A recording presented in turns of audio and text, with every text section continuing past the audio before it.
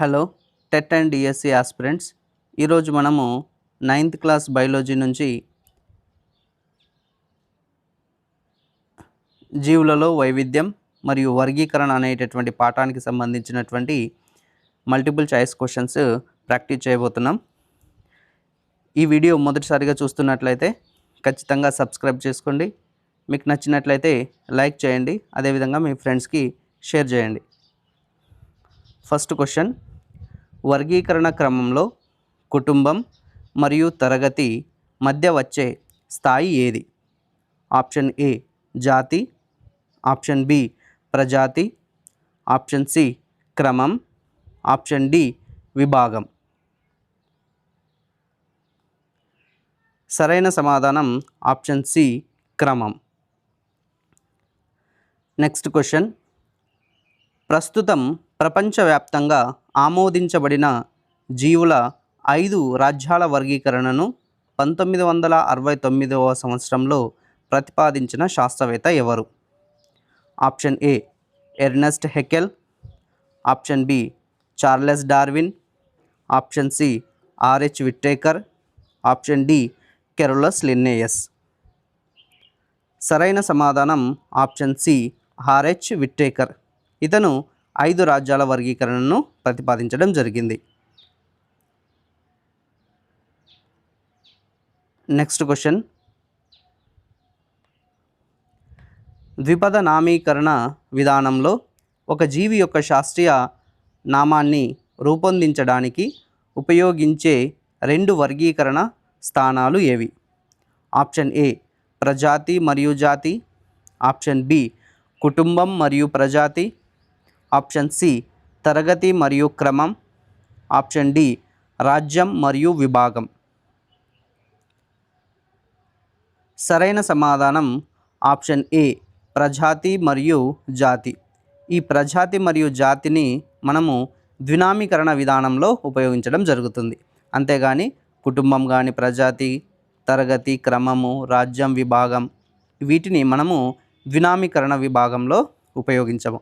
కేవలము ప్రజాతి మరియు జాతి నామాలను మాత్రమే మనము ఈ బైనామియల్ నామెన్క్లేచర్లో ఉపయోగించడం జరుగుతుంది. నెక్స్ట్ క్వశ్చన్ని గమనించినట్లయితే, క్రింది వాటిలో ఏ లక్షణం కేంద్రక పూర్వ జీవులను కేంద్రకయుత జీవుల నుండి స్పష్టంగా వేరు చేస్తుంది? ఆప్షన్ ఏ కణకవచం కలిగి ఉండడం, ఆప్షన్ బి ఏకకణంగా ఉండడం, ఆప్షన్ సి శ్వాసక్రియ జరపడం, ఆప్షన్ డి పొరతో కప్పబడిన కణాంగాలు లేకపోవడం. సరైన సమాధానం ఆప్షన్ డి పొరతో కప్పబడినటువంటి కణాంగాలు లేకపోవడం వల్లనే మనము కేంద్రక పూర్వ జీవులను కేంద్రక యుత జీవుల నుండి వేరు చేయడం జరుగుతుంది. అంతేగాని కణకవచం కూడా కేంద్రక యుత జీవుల్లో ఉంటుంది, కేంద్రక పూర్వ జీవుల్లో కూడా ఉంటుంది. అదేవిధంగా ఇక్కడ ఏకకణంగా గమనించినట్లయితే ఏకకణం అనేది కేంద్రక పూర్వ జీవులు అనేవి కూడా ఏకకణంతో ఏర్పడతాయి. కేంద్రక యుత జీవులు కూడా కొన్ని ఏకకణంతో ఏర్పడతాయి. అదేవిధంగా ఇక్కడ ఆప్షన్ సిని గమనించినట్లయితే శ్వాసక్రియ అనేది రెండిట్లో కూడా జరుగుతుంది. కానీ ముఖ్యమైనటువంటి తేడా ఏంటంటే కేంద్రక పూర్వ జీవులలో కణాంగాలు అనేవి ఉండవు, కానీ కేంద్రక యుత జీవుల్లో కణాంగాలు అనేవి ఉంటాయి. ఇది ముఖ్యమైనటువంటి తేడాను మనం గమనించవచ్చు. అదేవిధంగా నెక్స్ట్ క్వశ్చన్ని గమనించినట్లయితే, ఒక మొక్క యొక్క ఆకులలో సమాంతర ఈనెల వ్యాపనం మరియు వేరు వ్యవస్థలో పీచు వేరు వ్యవస్థ ఉంటే ఆ మొక్క ఏ వర్గానికి చెందుతుంది? ఆప్షన్ ఏ శిలీంధ్రాలు, ఆప్షన్ బి ఏకదళ బీజ మొక్క, ఆప్షన్ సి ద్విదళ బీజ మొక్క, ఆప్షన్ డి నాచు మొక్క. సరైన సమాధానం ఆప్షన్ బి ఏకదళ బీజ మొక్క. ఎందుకంటే ఇక్కడ సమాంతర ఈనెల వ్యాపనం అడిగాడు. సమాంతర ఈనెల వ్యాపనం అనేది ఏకదళ బీజలో ఉంటుంది. అదేవిధంగా ఇక్కడ పీచు వేరు వ్యవస్థ అనేది ఏకదళ బీజ మొక్కలలో మనం గమనించవచ్చు. ఇక్కడ ద్విదళ బీజ మొక్కలలో జాలాకార ఈనెల వ్యాపనంతో పాటుగా తల్లి వేరు వ్యవస్థ ఉంటుంది. కాబట్టి ఇక్కడ సరైన సమాధానం అనేది బి అవుతుంది. నెక్స్ట్ క్వశ్చన్, ఒక ద్విదళ బీజపు మొక్క యొక్క పుష్పాలలో సాధారణంగా ఉండే భాగాల సంఖ్య ఎలా ఉంటుంది? ఆప్షన్ ఏ 6 లేదా 6 యొక్క గుణిజాలలో, ఆప్షన్ బి నిర్దిష్ట సంఖ్య లేదు, ఆప్షన్ సి 5 లేదా 5 యొక్క గుణిజాలలో, ఆప్షన్ డి 3 లేదా 3 యొక్క గుణిజాలలో.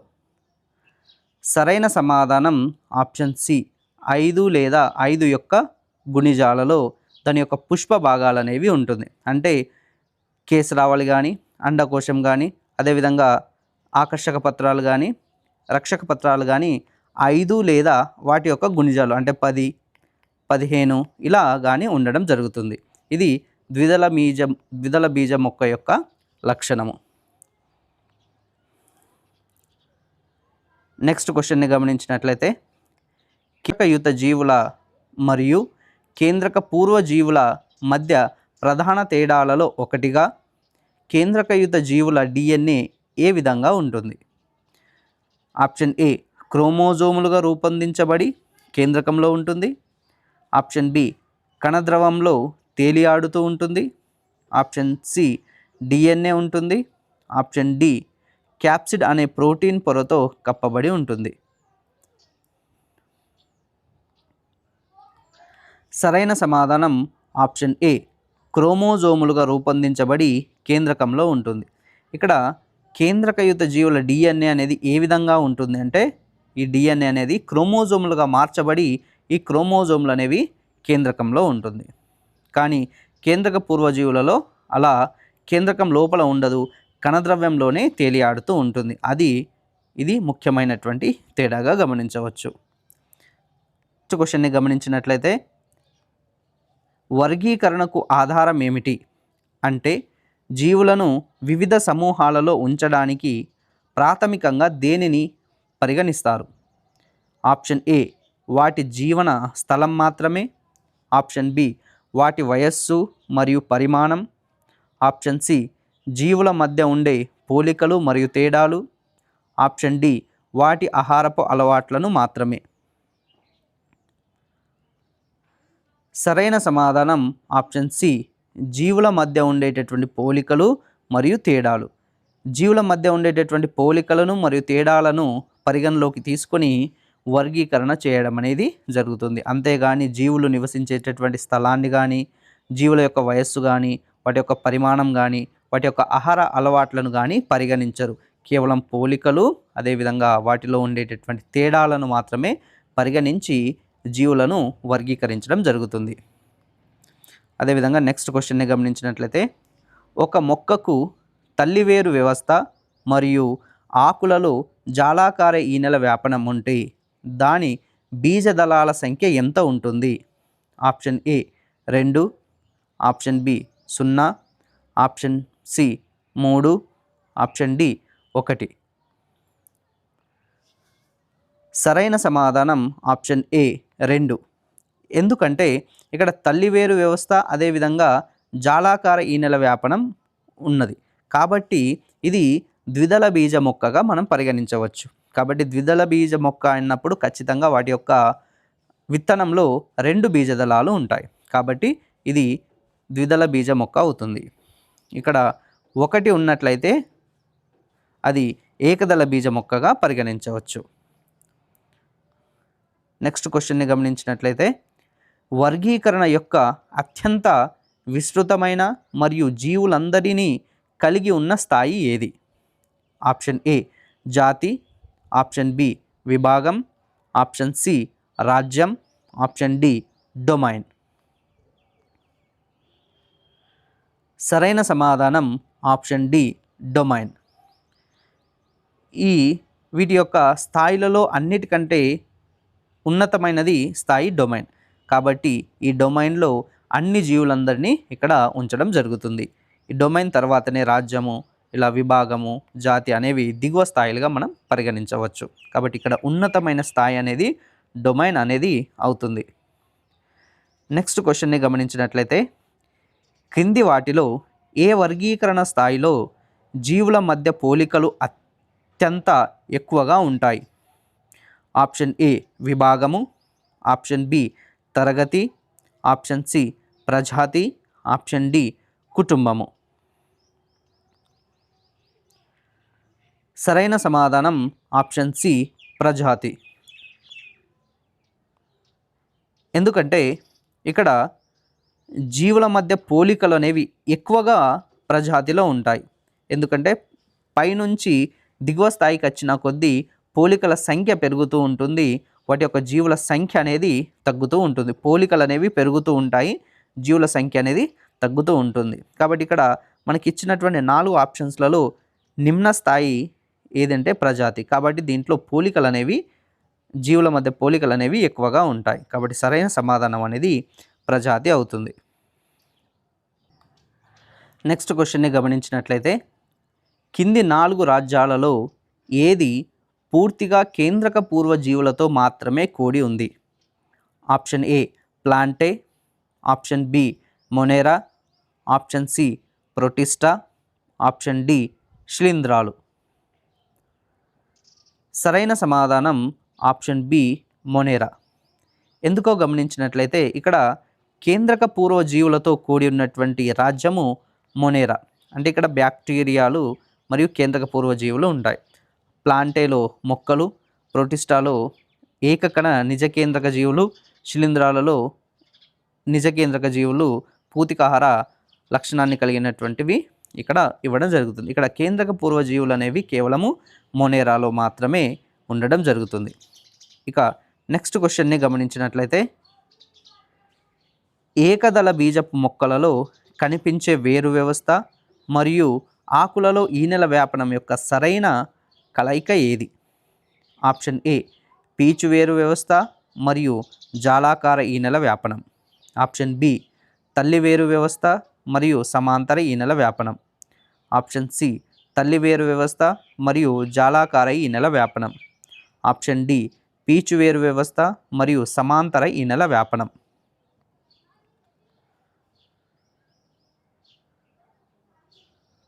సరైన సమాధానం ఆప్షన్ డి పీచు వేరు వ్యవస్థ మరియు సమాంతర ఈనెల వ్యాపనం.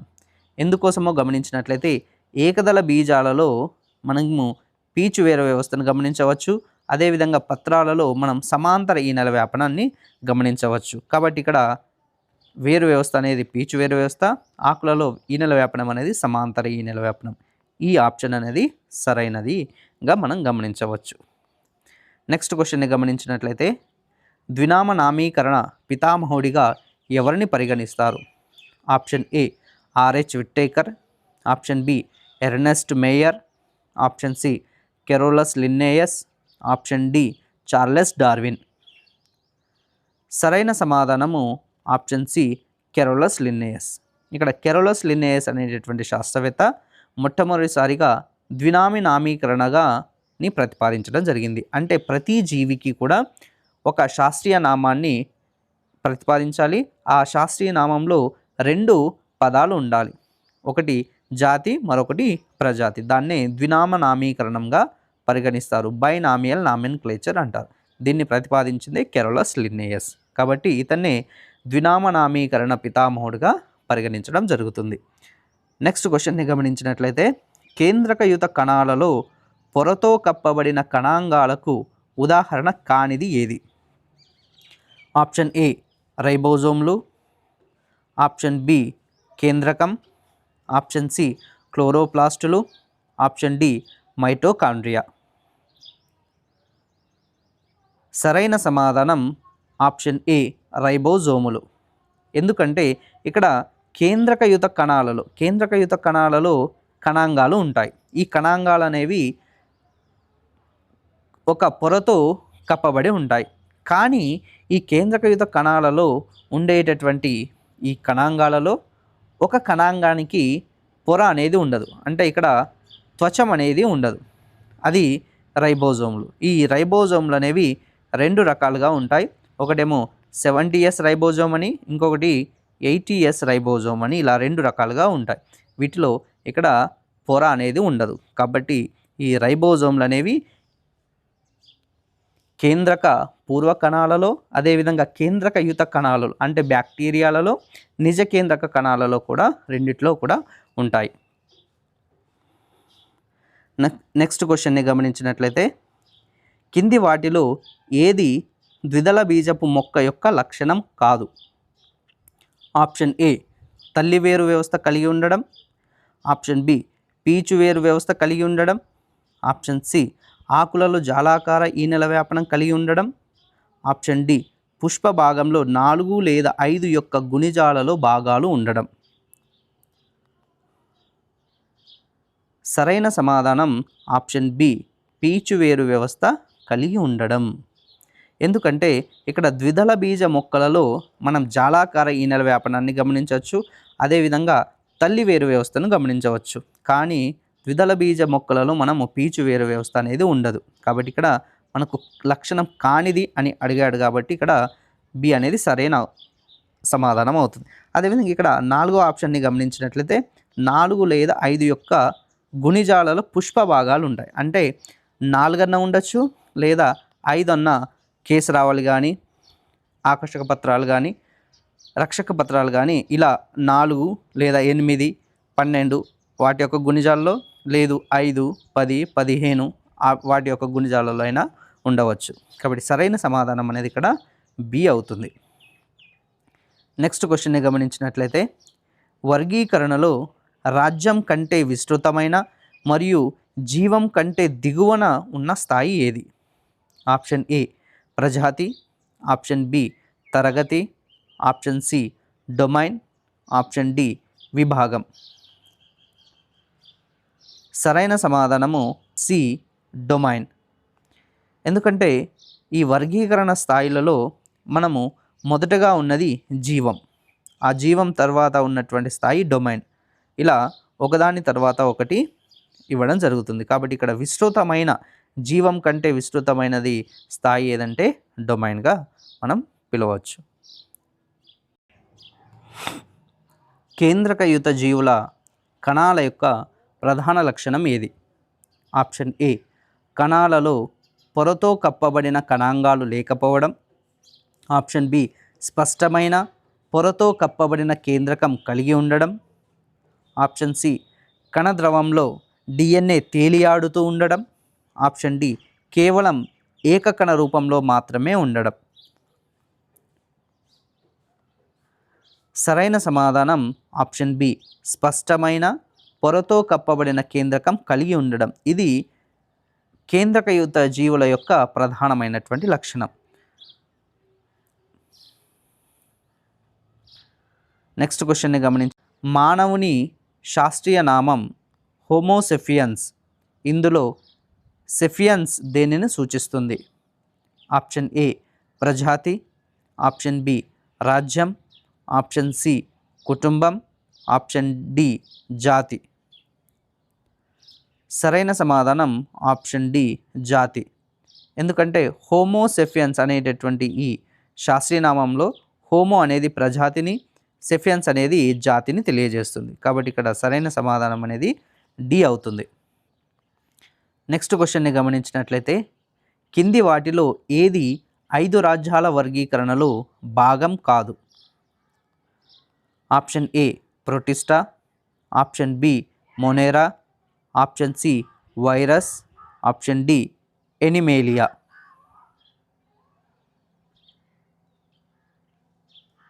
సరైన సమాధానం ఆప్షన్ సి వైరస్. ఎందుకంటే ఆర్హెచ్ విట్టేకర్ ప్రతిపాదించినటువంటి 5 రాజ్యాల వర్గీకరణలో ఈ వైరస్ అనేది లేదు. ప్రోటిస్టా కానీ, మొనేరా కానీ, ఈ ఎనిమేలియా జంతు రాజ్యం అనేవి ఇవి 3 రాజ్యాలుగా ఉంది. అదేవిధంగా శిలీంధ్రాలు, అదేవిధంగా ప్లాంటే అనేటటువంటి 2 రాజ్యాలు. నెక్స్ట్ క్వశ్చన్ని గమనించినట్లయితే కింది వర్గీకరణ స్థానాలలో దేనిలో జీవుల సంఖ్య అత్యల్పంగా మరియు పోలికలు అత్యధికంగా ఉంటాయి? ఆప్షన్ ఏ కుటుంబం, ఆప్షన్ బి జాతి, ఆప్షన్ సి క్రమం, ఆప్షన్ డి ప్రజాతి. సరైన సమాధానం ఆప్షన్ బి జాతి. ఎందుకంటే ఈ వర్గీకరణ స్థానాలలో మనం గమనించినట్లయితే నిమ్న స్థాయి జాతి, ఈ జాతిలోనే ఉన్నటువంటి జీవుల మధ్య పోలికలు అత్యధికంగా ఉంటాయి. జంతువుల సంఖ్య అంటే జీవుల సంఖ్య అనేది స్వల్పంగా ఉంటుంది. అంటే జీవులు తక్కువ సంఖ్యలో ఉంటాయి, ఆ జీవుల మధ్య పోలికలు అనేవి ఎక్కువగా ఉంటాయి. కాబట్టి ఇక్కడ సరైన సమాధానం అనేది బి అవుతుంది. నెక్స్ట్ క్వశ్చన్ని గమనించినట్లయితే వర్గీకరణ యొక్క 5 రాజ్యాలలో ఏ రాజ్యంలోని జీవులు కేంద్రకయుతమై మరియు బహుకణయుత కిరణజన్య సంయోజక్రియ జరపని జీవులు ఉంటాయి? Option A monera, option B protista, option C శిలీంధ్రాలు, ఆప్షన్ డి ప్లాంటే. సరైన సమాధానము ఆప్షన్ సి శిలీంధ్రాలు. ఎందుకంటే ఇక్కడ కేంద్రకయుత జీవులు అంటే నిజ కేంద్రకం కలిగి ఉంటాయి, అదేవిధంగా బహుకణయుతంగా ఉన్నాయి. దీనిలో శిలీంధ్రాలలో బహుకణయుతంగా ఉంటాయి. ఇక్కడ కిరణజన సంయోజక్రియ జరపని అంటున్నారు, కాబట్టి శిలీంధ్రాలు అనేవి స్వయం పోషకాలు కావు, ఇవి పరపోషకాలుగా ఉంటాయి. ఇక్కడ మిగతా ఆప్షన్స్ని గమనించినట్లయితే మొనేర్ అనేది కేంద్రక పూర్వజీవులు ఉంటాయి, కాబట్టి ఇది వర్తించదు. ప్రోటిస్ట్ కేంద్రక యుత జీవులే, కానీ ఇవి బహుకణయుతగా ఉంటాయి. అదేవిధంగా ఇవి కూడా కిరణజన సంయోజక్రియను జరుపుకోవు. అదేవిధంగా ఇక్కడ ప్లాంటేని గమనించినట్లయితే ఇవి కిరణజన సంయోజక్రియ జరుపుకుంటాయి, కాబట్టి ఇక్కడ మనకి ఇక్కడ కిరణజన సంయోజక్రియ జరపని జీవులని అడగడం జరిగింది, కాబట్టి సరైన సమాధానం అనేది సి అవుతుంది. ఒక జీవిని మొదటగా కేంద్రక పూర్వజీవి లేదా కేంద్రక యుత జీవిగా వర్గీకరించడానికి ప్రామాణికంగా ఉపయోగించే లక్షణం ఏది?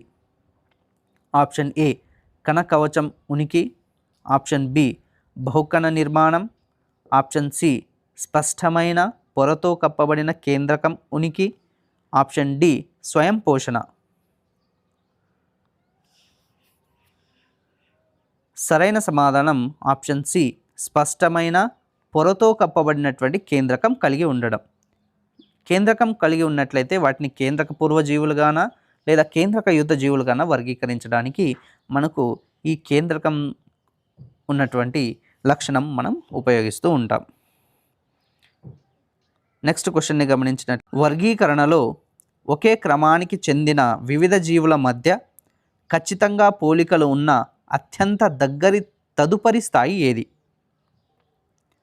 ఆప్షన్ ఏ కుటుంబం, ఆప్షన్ బి తరగతి, ఆప్షన్ సి విభాగం, ఆప్షన్ డి జాతి. సరైన సమాధానం ఆప్షన్ ఏ కుటుంబం. ఎందుకంటే ఇక్కడ క్రమం తర్వాత మనకి ఇక్కడ వచ్చేటటువంటి స్థాయి కుటుంబం, కాబట్టి ఇక్కడ క్రమం తర్వాత కుటుంబంలో ఉన్నటువంటి జీవులు మాత్రమే ఖచ్చితమైన పోలికలను కలిగి ఉంటాయి, కాబట్టి సరైన సమాధానం అనేది కుటుంబం అవుతుంది. నెక్స్ట్ క్వశ్చన్ని గమనించినట్లయితే కింది వాటిలో ఏది ఏకదళ బీజపు మొక్క యొక్క ప్రత్యేక లక్షణాన్ని సూచిస్తుంది? ఆప్షన్ ఏ బీజాలలో ఒకే బీజదళం ఉండడం, ఆప్షన్ బి తల్లి వేరు వ్యవస్థ కలిగి ఉండడం, ఆప్షన్ సి ఆకులలో జాలాకార ఈనెల వ్యాపనం ఉండడం, ఆప్షన్ డి పుష్ప భాగంలో 4 లేదా 5 గుణిజాలలో భాగాలు ఉండడం. సరైన సమాధానం ఆప్షన్ ఏ బీజాలలో ఒకే బీజదళం ఉండడం. ఇది ఏకదళ బీజ మొక్కల యొక్క ప్రధానమైన లక్షణం. మిగతా ఆప్షన్స్ని గమనించినట్లయితే తల్లి వేరు వ్యవస్థ ఉండడం కానీ, జాలాకార ఈనెల వ్యాపనం ఉండడం కానీ, పుష్పంలో 4 లేదా 5 వలయాలలో భాగాలు ఉండడం అనేది ద్విదళ బీజ మొక్కల యొక్క లక్షణం, కాబట్టి సరైన సమాధానం అనేది ఏ అవుతుంది. నెక్స్ట్ క్వశ్చన్ని గమనించినట్లయితే 5 రాజ్యాల వర్గీకరణలో కేంద్రకయుత ఏకకణ జీవులను ఏ రాజ్యంలో ఉంచారు? ఆప్షన్ ఏ శిలీంధ్రాలు, option B animalia, option C monera, option D protista. సరైన సమాధానం ఆప్షన్ డి ప్రోటిస్టా. ఇక్కడ క్వశ్చన్లో గమనించినట్లయితే కేంద్రకయుత ఏకకణ జీవులు, ఇక్కడ కేంద్రకం నిజమైన కేంద్రకం ఉండి ఆ జీవులు ఏకకణంగా ఉన్నటువంటి రాజ్యం కేవలము ప్రోటిస్టా మాత్రమే. ఇక్కడ శిలీంధ్రాలు అనేవి నిజ కేంద్రక జీవులే కానీ బహుకణ జీవులు. ఇక్కడ మొనేరా అనేది కేంద్రక పూర్వజీవులు, ఇవి ఏకకణ జీవులు. ఇక్కడ ఎనిమేలి అనేవి నిజ కేంద్రక జీవులు, ఇవి బహుకణ జీవులుగా మనం పరిగణించవచ్చు. కాబట్టి ఇక్కడ సరైన సమాధానం అనేది డి ప్రోటిస్టా అవుతుంది. నెక్స్ట్ క్వశ్చన్ని గమనించినట్లయితే కింది వాటిలో ఏది కేంద్రక పూర్వజీవుల లక్షణాలలో ఒకటి కాదు?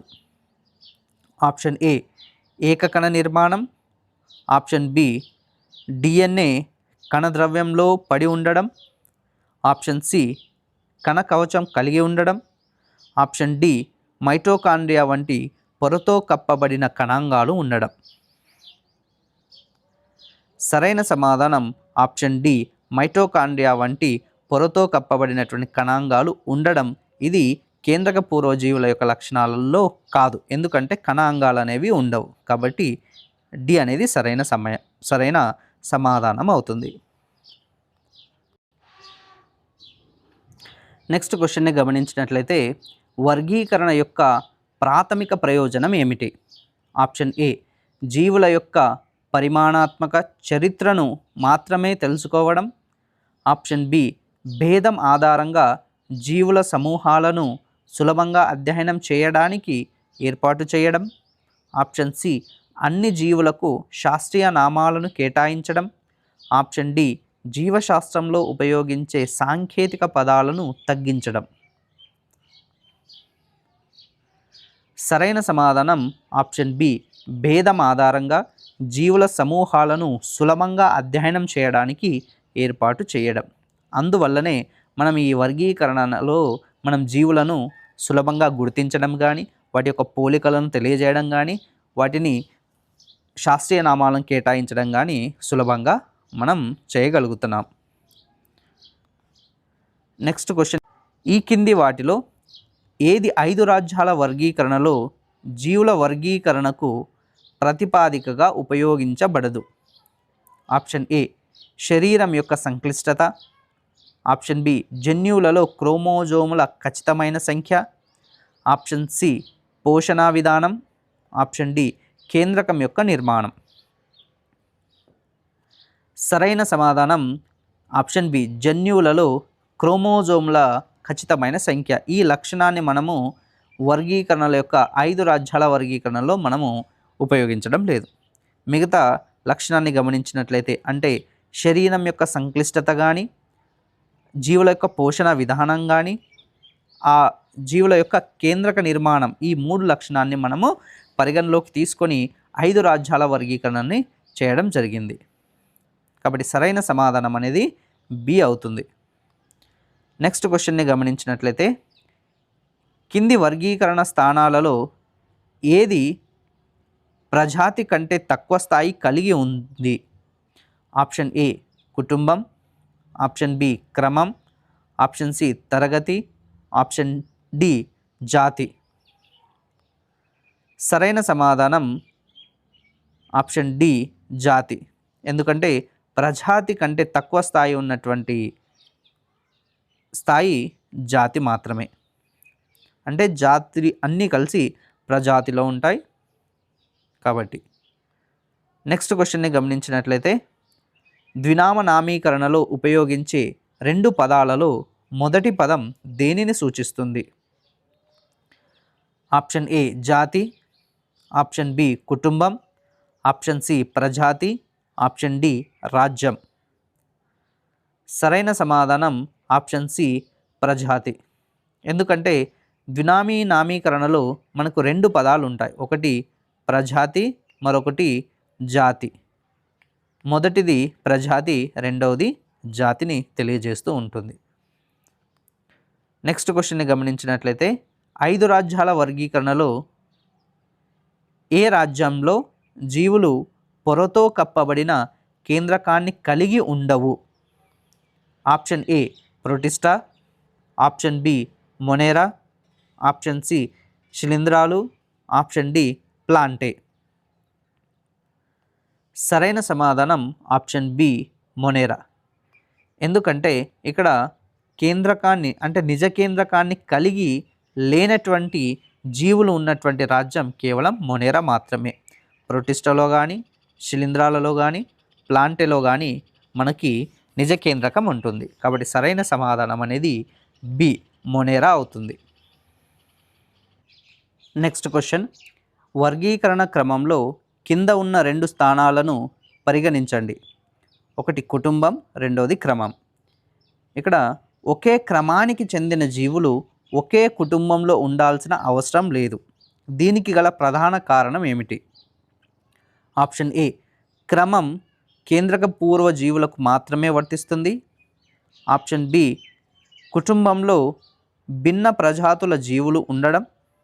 ఆప్షన్ సి, క్రమంలో స్పీసీస్ సంఖ్య తక్కువగా ఉండడం.